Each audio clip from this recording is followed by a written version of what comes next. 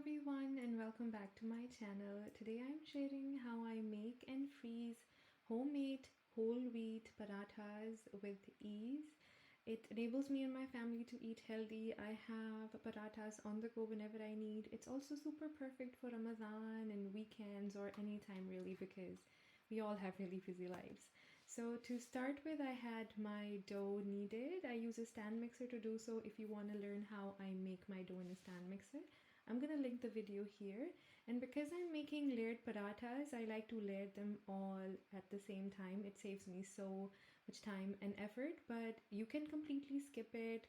You can do unlayered rotis or parathas too. By the way, the same method also works great if you want to freeze homemade rotis.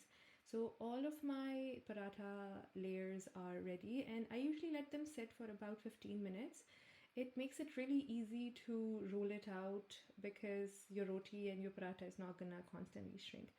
So for anybody who's starting out, you can use flour. Anytime you find that your roti or your paratha is sticking, you take a little bit of flour and you just sprinkle it around the paratha. And if you don't have a rolling pin, you can use a flat bottle as well. If you have a glass one, that's even better. And you just roll, you rotate it and you roll it and you rotate it and you roll it till you have the size of the paratha that you want. So to freeze, I use pieces of parchment paper. It can be circle, it can be square. It just needs to cover the entire surface of the paratha. That's the most important part. The shape really doesn't matter.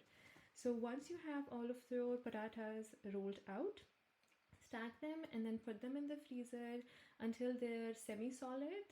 I don't recommend freezing them all the way because the roti can get a freezer burn, but if you forget them overnight, it's completely fine.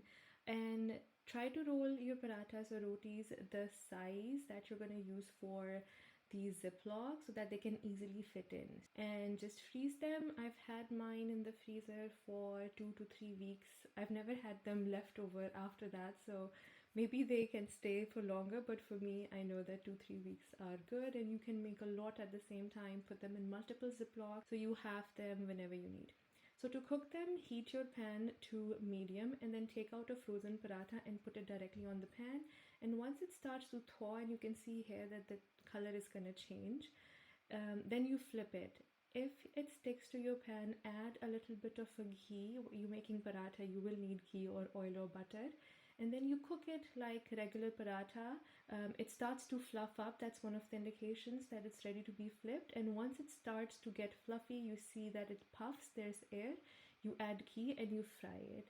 And you can see here how soft it is, and it's just like a fresh paratha that you'd make right away. So here's how I do it. I hope you try it out, and I hope this is helpful to all the busy people out there who wants to eat homemade parathas anytime they want. If you like this, please do consider subscribing to my channel and giving this video a big thumbs up. Until next time, the Homemaker Baker over and out.